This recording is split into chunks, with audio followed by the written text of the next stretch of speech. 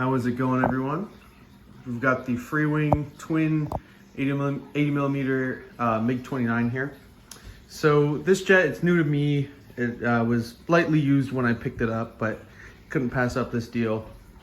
So I just kind of spent today making a whole bunch of modifications, and now I think I've got it to where I'm pretty happy with it. So I've already flown it about 4 times. It's a nice flyer.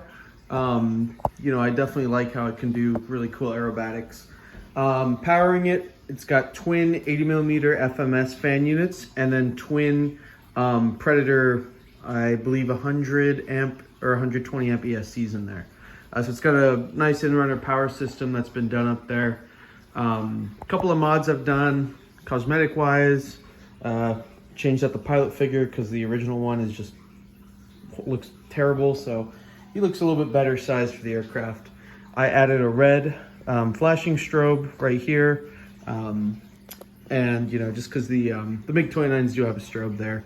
And I also added one white, always constantly on LED on the rudder right there. Another mod which I did, which I think is pretty cool, is the MiG-29s. They actually have 3 landing lights when they come down. One for the nose and one for the main. So you'll see when I open the gear up here, we've got not 1, not 2, but we have 3 landing lights there. So, you know, when you're a little bit farther out, you'll definitely be able to see all 3 coming at you. But it's gonna look, should be really cool.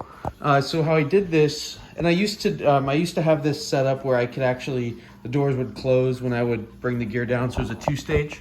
But for this to work, I had to have the doors always stay open, but I'm okay with that. So I just used some of these Freewing, you know, they're landing lights, and I just embedded them into the wheel well right here. So, you know, you could still see them protruding out from the front, but then when the doors, when it cycles, you know, they will cover and be hidden. So let me pull up the gear right here. And so you'll see as the gear comes up, just clears it, and then the door shuts and completely hides the light. So that, you know, I'm pretty pumped about that. So control surface wise, I've got Tailorons running. I pretty much leave those on all the time.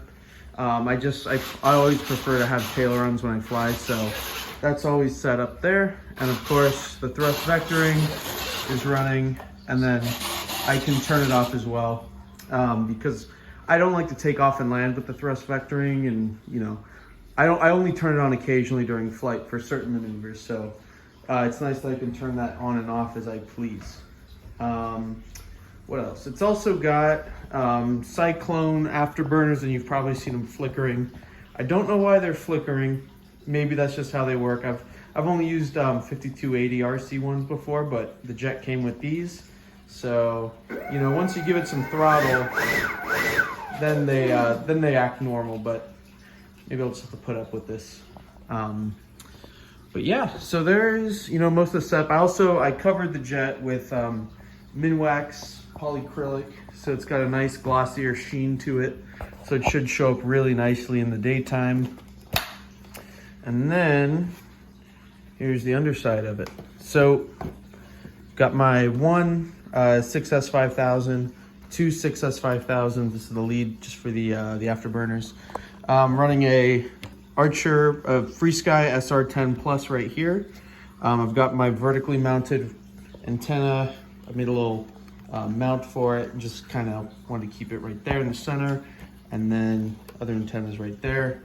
Here's the multi-control box. You know, it is a mess. There's a lot of stuff done to this, which gives me benefits such as, you know, independent aileron control. You know, without I bypass the blue box for certain things. That's why, you know, there's plugs missing. But overall, you know, everything kind of went together and it looks great. So now I'm just gonna be able to enjoy it.